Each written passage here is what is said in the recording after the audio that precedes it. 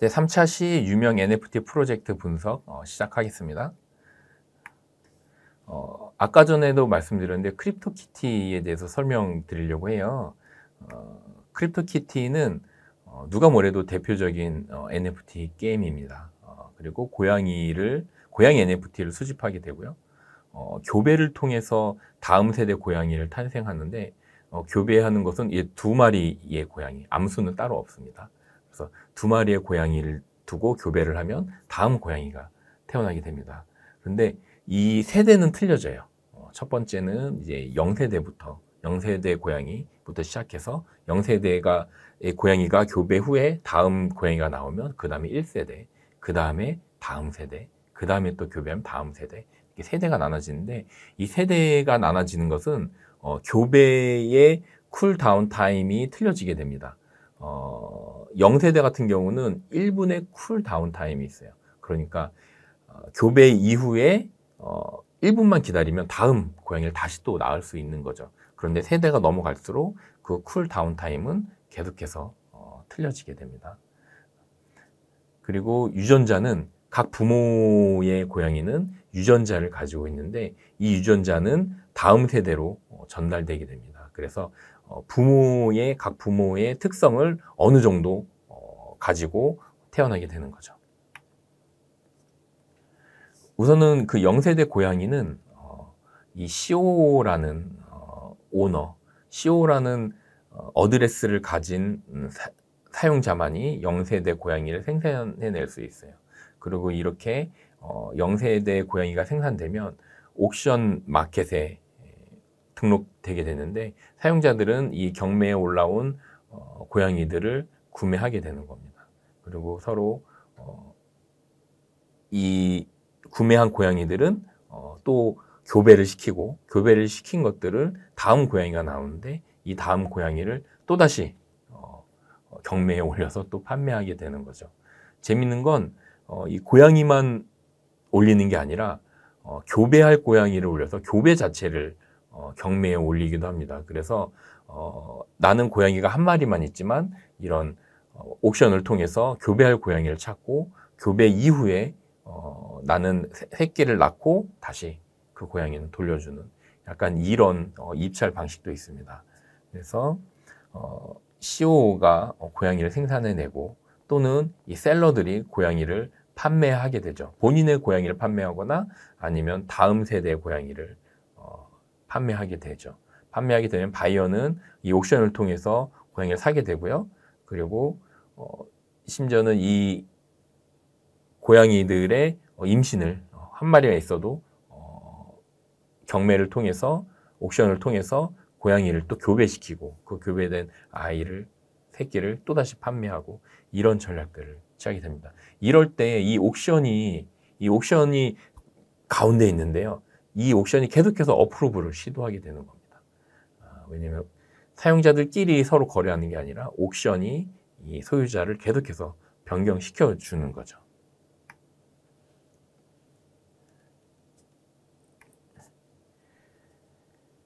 크립토키티 스마트 컨트랙트인데요. 이 스마트 컨트랙트는 바이트 코드로 컴파일이 돼서 트랜잭션이 올라와서 이더리움 네트워크에 제출되게 되죠. 그리고 그것은 블록이 만들어지는데 이 스마트 컨트랙트의 코드는 바이트 코드로 만들어지기 때문에 일반 사용자들이 볼 수가 없어요. 그렇다면 사용자들은 이 스마트 컨트랙트가 우리가 생각하는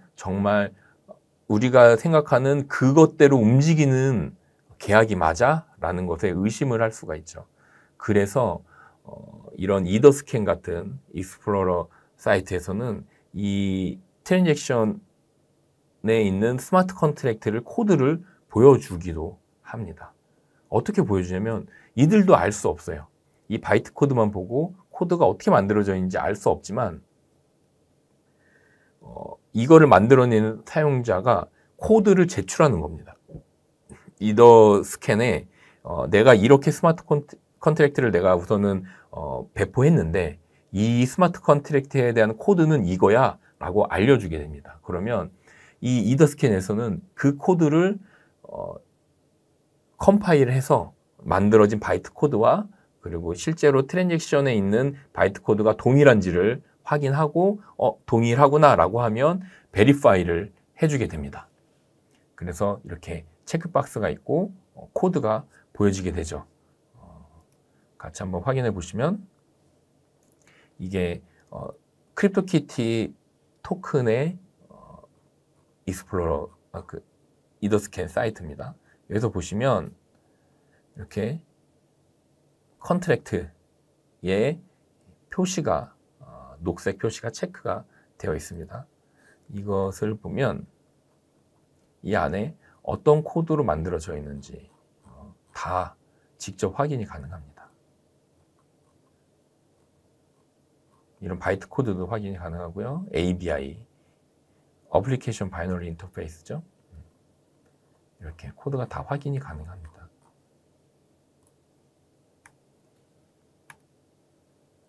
뿐만 아니라 이 스마트 컨트랙에서는 직접 리드 컨트랙트를 직접 실행해 볼 수 있고 라이트 컨트랙트를 실행할 수 있는데 리드 컨트랙트는 바로 그냥 실행이 가능하지만 라이트 컨트랙트 같은 경우는 뭔가 쓴다는 거잖아요. 이 쓴다는 건 아까 전에 설명해 드렸다시피 스테이트를 변경한다라는 의미입니다. 스테이트를 변경하기 위해서는 트랜잭션을 제출해야 되는 거죠. 트랜잭션을 제출하기 위해서는 나의 제출자에 대한 프라이빗 키로 사이닝된 사인 값이 있어야 됩니다. 그리고 수수료도 있어야 되죠. 그렇기 때문에 리드 컨트랙트는 여기서도 바로 이렇게 확인이 가능합니다. 바로 확인이 가능하고요. 그래서 오너 오브에서 내가 0번 토큰에 대한 주소를 커리해 보면 이렇게 1번 토큰에 대한 것들은 0번은 이제 확인을 못하게 해놨습니다. 1번 토큰을 보면 이렇게 주소가 나오죠. 그래서 1번 토큰에 대한 어드레스는 누구야? 라고 바로 내가 지금 스마트 컨트랙트를 호출한 겁니다. 반면에 이제 라이트 컨트랙트 같은 경우는 제가 이 메타마스크랑 연결해서 직접 보내지 않는 이상은 실행할 수가 없죠. 비활성화되어 있습니다. 그래서 직접 이더스캔에서 스마트 컨트랙트를 호출도 가능합니다. 크립토키티는 당연히 ERC721 인터페이스를 가지고 있습니다. 그리고 크립토키티는 초창기에 만들어졌어요. 그래서 오픈 제플린처럼 여러 개의 라이브러리를 쓴 게 아니라 정말 스마트 컨트랙트 하나에 ERC721에 대한 모든 기록이 다 있습니다. 그래서 오히려 분석할 때는 훨씬 더 좋은 것 같아요. 아까 전에도 말씀드린 것처럼 크립토키티 모든 스마트 컨트랙트의 핵심은 데이터 구조입니다. 그러면 이 스마트 컨트랙트의 데이터 구조의 핵심은 이 키티라는 스트럭처에 대한 데이터 구조가 핵심이죠. 처음에 이제 키티에는 여러 가지 항목들이 있습니다. 여기 보시면 오른쪽에 보시면 이 키티 스트럭처에는 여러 가지 항목들이 있는데 뭐 지니스 같은 경우는 이제 유전자 코드가 나 있는데 난수 형태인데 이 유전자 코드의 자릿수마다 이 특성과 외모를 이야기를 합니다. 그래서 나중에 이 고양이들이 교배할 때는 이 유전자 코드가 결합돼서 다음 고양이가 만들어지게 되는 거죠. 그리고 태어난 시간이라든지 다음 번식이 가능한 블록 넘버, 쿨다운, 그러니까 쿨다운이 결국엔 번식을 할 수 없는 기간인데요. 이 언제부터 번식이 가능한지에 대해서 블록 넘버로 이야기를 합니다. 이 크립토키티가 나왔을 당시에는 이제 이더리움의 블록 생성 시간이 약 15초 정도 이야기를 하는데요. 이 한 블록당 15초니까 예를 들어서 1분의 쿨다운 타임이라면 약 4개 블록 동안을 한번 새끼를 낳고 4개 블록 동안에는 못 낳는 거죠. 이런 식으로 쿨다운 타임, 쿨다운 엔드 블록을 설정할 수 있고요. 그리고 이제 부모 고양이에 대해서도 기록을 하고 부모 고양이 아이디죠. 그리고 임신 중일 경우에는 상대 고양이에 대해서 또 아이디가 또 기록이 됩니다. 그리고 쿨다운 인덱스라는 거는 세대인데요. 세대가 늘어날수록 아까 말씀드린 대로 쿨다운 타임이 길어지는데, 이 쿨다운 인덱스는 결국엔 몇 번 인덱스는 얼마 동안 쿨다운 타임을 가질 거야 라고 기술되어 있는 문서입니다. 스트럭처입니다. 그리고 제너레이션 몇 세대 몇 세대 몇 세대, 0세대부터 1세대, 2세대, 3세대 이런 식으로 정해져 있습니다. 그리고 크립키티 같은 경우는 총 3가지의 경우에 고양이 생성이 가능한데요. 이제 CO, 그러니까 only CO라고 써놓은 것은 모디파이어를 이야기합니다. 모디파이어라고 하는 거는 이 함수를 실행할 때 특정 조건이 맞는지를 검색하는 건데요. 이 only CO 어드레스로만 가능한 거죠. 그래서 프로모션 고양이를 크리에이트 프로모션 키티를 프로모 키티를 만들 수 있고, 그 다음에 0세대 고양이를 옥션에다가 등록할 수도 있습니다. 그리고 또 이제 번식으로 또는 이제 번식으로 고양이를 만드는데, 아까 말한 것처럼 0세대는 only CO만 만들어지죠.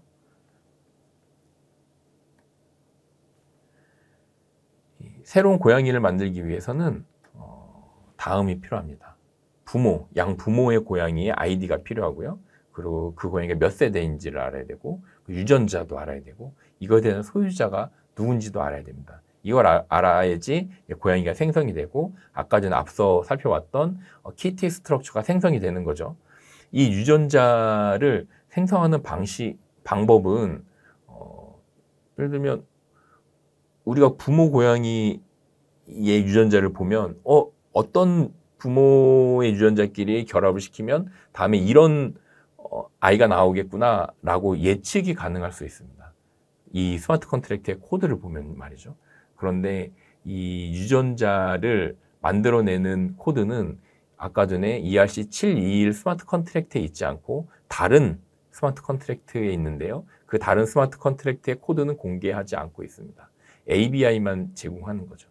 ABI라는 거는 스마트 컨트랙트 자체가 바이트 코드로 트랜지션에 존재하기 때문에 이 나의 코드가 아니라 다른 블록에 있는 다른 스마트 컨트랙트 코드를 읽어와서 ABI를 통해서 결국에 그 인터페이스를 통해서 내가 이 스마트 컨트랙트를 호출할 수 있게 됩니다. 이 말은 코드는 볼 수 없지만 호출은 할 수 있다는 거죠.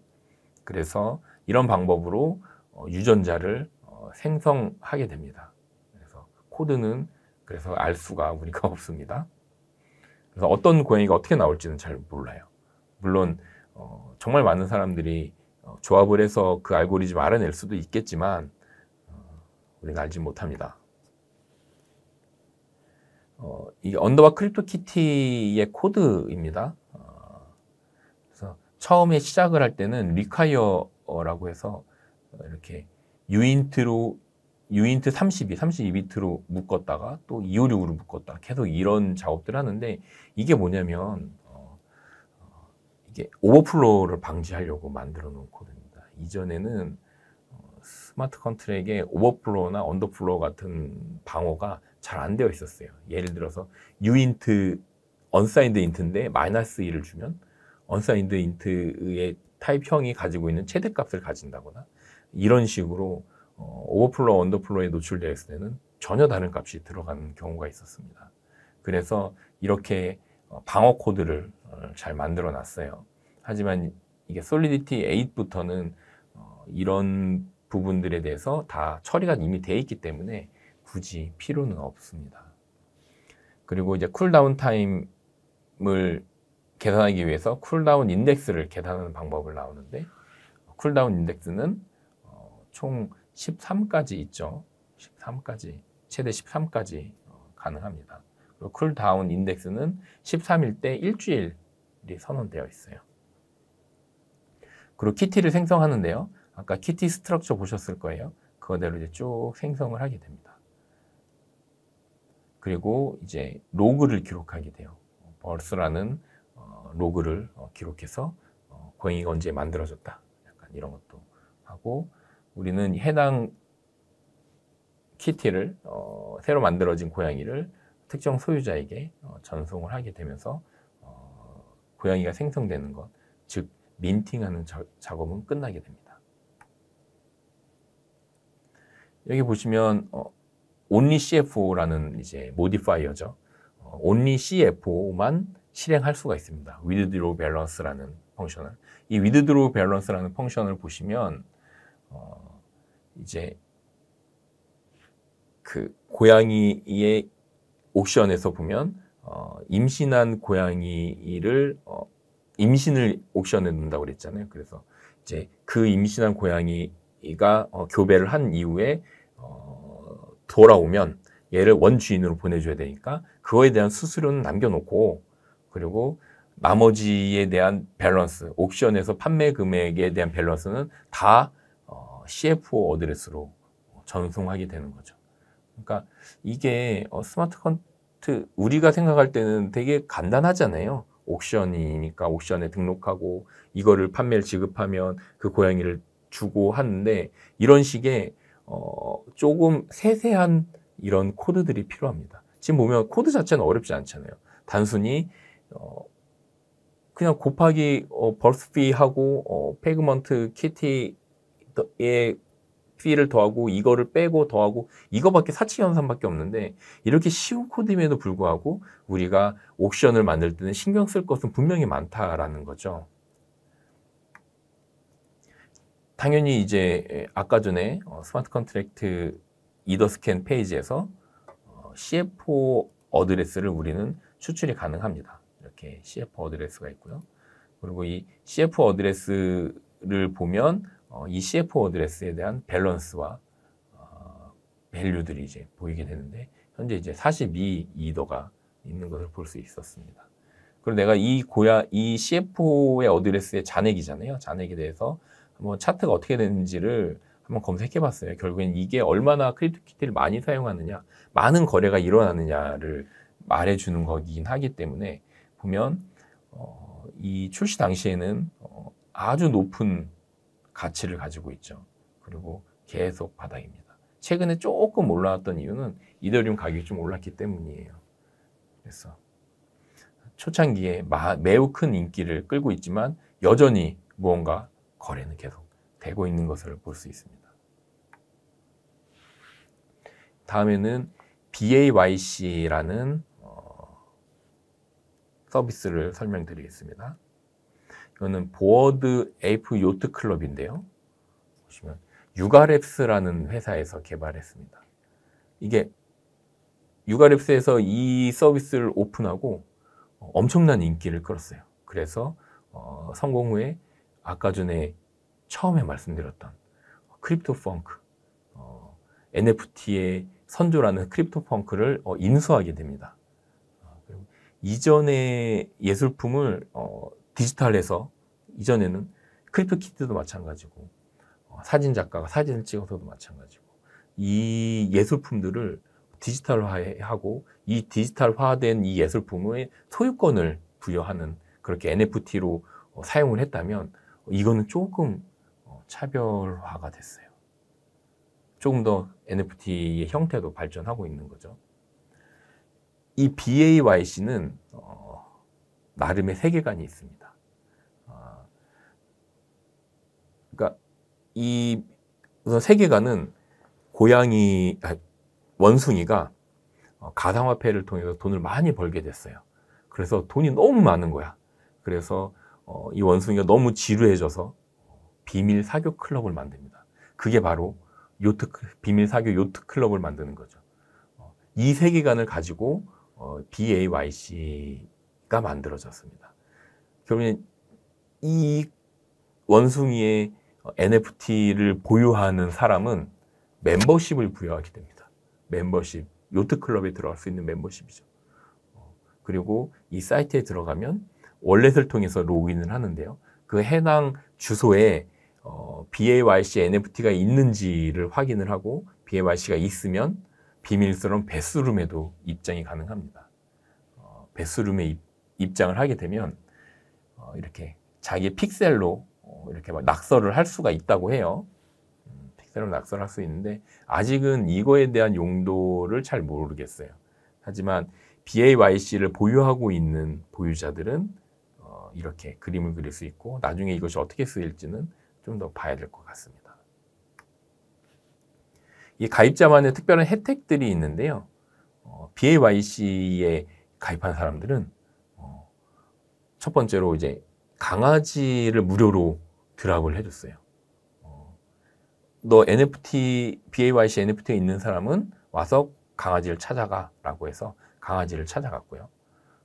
그리고 돌연변이 NFT도 무료로 드랍을 해주었죠. 그래서 이렇게 돌연변이가 만들어지기도 하는데 이 돌연변이도 등급이 있다고 해요. 그래서 내가 좋은 등급의 돌연변이를 가지면 더 스페셜한 그런 외계인으로 돌연변이로 될 수도 있다고 합니다. 그리고 요트 파티권은 실제로 줬다고 해요. 요트 파티권을 줬고 이게 전 세계에서 사랑자들이 사다 보니까 다 모든 이런 사교 클럽에 참여할 수가 없잖아요. 그래서 자발적으로 각 지역에 있는, 각 국가에 있는, 각 지역에 있는 사람들이 자발적으로 오프라인 행사들을 또 한다고 합니다. 그리고 그러니까 이제 뭔가 이 BAYC NFT를 가지고 있는 사람은 마치 이 아까 전에 말씀드린 세계관처럼 뭔가 비밀스러운 사교 클럽, 우리만의 멤버십 이런 것들을 더 굳건히 만드는 거죠. 그리고 지적 재산권을 인정을 합니다. 만약에 이 BAYC를 NFT를 구매하면 이 원숭이는 아무런 제약 없이 상업적인 용도든지 무엇이든지 마음대로 사용해도 된다라는 게 있다고 해요. 그래서 아디다스에서도 실제로 BYC를 구입해서 이 메타버스 솔루션에 그 NFT, 그 원숭이를 넣고 그 제품도 자기들의 실제 제품에도 이 원숭이의 모양을 찍어서 판매했다고 합니다. 메타버스 내에서도 NFT를 또다시 또 출시하고요. 그래서 이 BAYC 요트클럽에 있는 원숭이 NFT를 이용해서 아디다스가 이렇게 많은 마케팅을 실제로 벌이고 있습니다. 또 재밌는 건 아까 전에 BAYC가 독특한 세계관을 가지고 있다고 했잖아요. 그러다 보니 이 NFT를 구매한 사람들도 스토리텔링을 하기 시작했어요.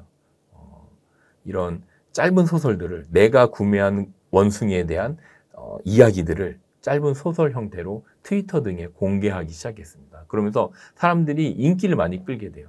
그러면 다른 원숭이를 구매한 그 사람들도 자기만의 또 스토리를 가지고 싶잖아요.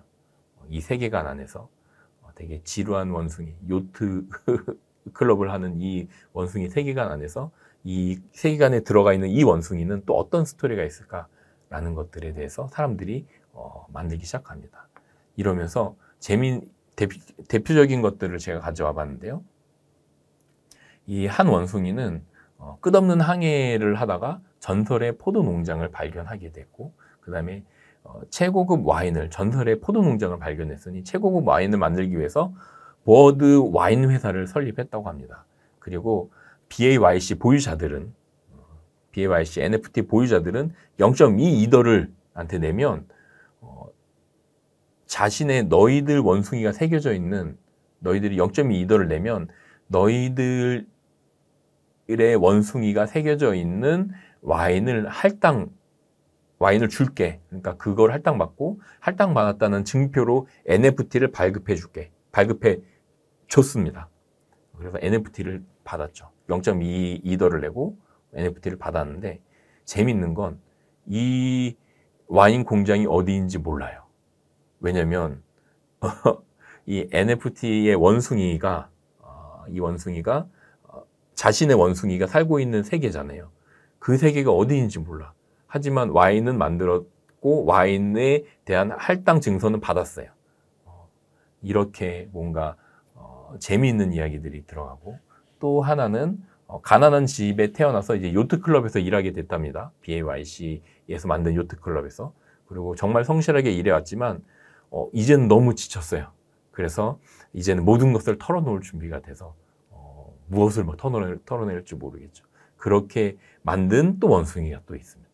이런 식으로, 그리고 또 NFT를 또 제작하고요. 이런 식으로 계속해서 BAYC 세계관에서 계속 이걸 구매자들에 의해서 이야기가 확장되는 이런 상황입니다. 네, 그래서 이 BAYC 스마트 컨트랙트에 대해서 한번 설명을 또 드릴게요. 크립토키트처럼. BAYC 스마트 컨트랙트 자체는 표준 ERC721로 구현되어 있고 오픈 제플린을 이용했습니다. 그리고 특별한 추가 로직은 없어요. 특별한 추가 로직은 없고 다만 이제 여기 코드에 보는 것처럼 스타트 인덱스를 설정을 하는 부분들이 있어요. 근데 이 스타팅 인덱스를 설정하는 방법이 결국에는 새롭게 생성되는 블럭의 해시를 이용하는 방법인데 흔히 쓰는 난수 형태입니다. 하지만 이 블록체인 안에서 이렇게 난수를 내는 방법이 그렇게 썩 좋은 방법은 아니라고 합니다. 그런데 이 스타팅 인덱스의 값을 사용하는 스마트 컨트랙에는 없어요. 이 값을 스마트 컨트랙트에서 사용하지 않습니다. 이거는 이제 원숭이 이 BAYC 같은 경우는 최초의 스마트 컨트랙트를 생성할 때 바로 민팅까지 다 해버렸거든요. 그럴 때 몇 번을 0번으로 할 거냐라고 정의하는 거예요. 그래서 지금 보시면 이제 최대 에이프, 그러니까 원숭이의 최대 원숭이를 난수로 돌려서 몇 번째 있는 거를 0번으로 할 거야 라고 이제 정하는 거죠. 이건 아마 디앱에서 사이트에서 순서를 이야기할 때 사용하는 것 같습니다. 한번 잠깐 보겠습니다. 똑같이 얘도 지금 베리파이가 돼서 코드가 녹색이 되어 있고요. 이 컨트랙에 들어가 보면 이 코드도 다 공개가 되어 있죠. 그리고 보시다시피 이 코드는 전부 다 오픈 제플린으로 만들어져 있습니다. 리드 컨트랙트도 보면 이렇게 맥스에 보면 10,000개 돼 있죠. 그러니까 최초의 원숭이를 딱 10,000개를 생성한 겁니다. 이거는 중간에 민팅 로직은 없어요. 원숭이 생성할 때 10,000개 생성. 그리고 지금 이 처음에 만들어진 0번이 0번이 아니라 이렇게 스타팅 인덱스를 통해서 몇 번째 만들어진 원숭이를 0번을 할 거냐라는 것을 결정합니다. 이 민트 에이프는 이제 처음에 발행할 때 이제 실행이 되겠는데 보시면 한 번에 20개씩 발행을 할 수 있도록 합니다. 그래서 이 다음에는 이 코드의 방어 코드에 의해서 아까 맥스 에이프는 10,000이었죠. 그래서 10,000개가 넘어가면 민트는 안 되고요. 지금 이게 한 번에 10,000개를 다 발행할 수도 있겠죠. 10,000개를 다 발행할 수 있는데 그러면 트랜지션이 많이 오랫동안 걸리고 이것이 실패할 수도 있습니다. 이 트랜지션 아까 말씀드린 대로 이 9,999개까지 성공했는데 마지막 한 번째 실패가 되면 다 실패가 되는 거예요. 그리고 이렇게 트랜지션 자체가 실패가 되면 수수료는 그대로 또 다 지급해야 됩니다. 그래서 이거를 지금 보시면 민트 에이프라는 것을 처음에 원숭이를 생성하고 민트 에이프라는 것을 호출하면 최대 20개씩이죠. 호출하면 계속 생성을 하는 겁니다. 10개 넣으면 10개씩, 20개 넣으면 20개씩 계속 생성을 하는 거죠. 그래서 10,000개까지 다 되면은 이제 더 이상 생성이 안 되도록 되어 있습니다. 그래서 이렇게 생성을 했고요. 그리고 토큰 URI를 이제 사용을 했는데 토큰 URI는 이제 이 토큰 URI 이제 매핑 변수가 있고 이 토큰 아이디에 있는 매핑 변수를 지정을 하는 거죠. 그리고 지금 베이스 URI는 토큰별로 있는 게 아니라 모든 NFT 토큰에 공통으로 적용되는 그런 사항입니다.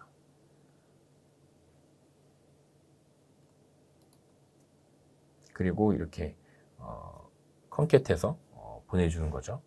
스트링으로 만들어서 보내주게 됩니다. 지금 이더스캔에서 3000번째 토큰 아이디에 토큰 URI를 이렇게 호출했어요. 그랬더니 이렇게 나오고 슬래시하고 3000 나오죠. 이게 베이스 URI고 이게 뒤에 게 토큰 URI입니다.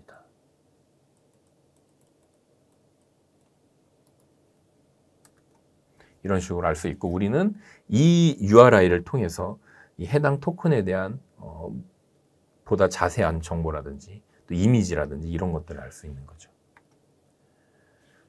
그래서 이 URI를 이용해서 제가 몇 번에 호출해 봤습니다. 이 보시면 여기는 IPFS를 사용하는데요. IPFS는 우리가 다이렉트로 볼 수는 없어요. 하지만 게이트웨이를 이용하면 우리가 해당 IPFS에 있는 값을 볼 수 있죠.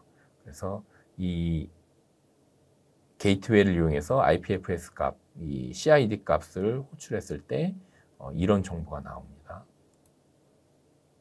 이렇게 이미지에 대한 또 CID 값이 별도로 구성되고요.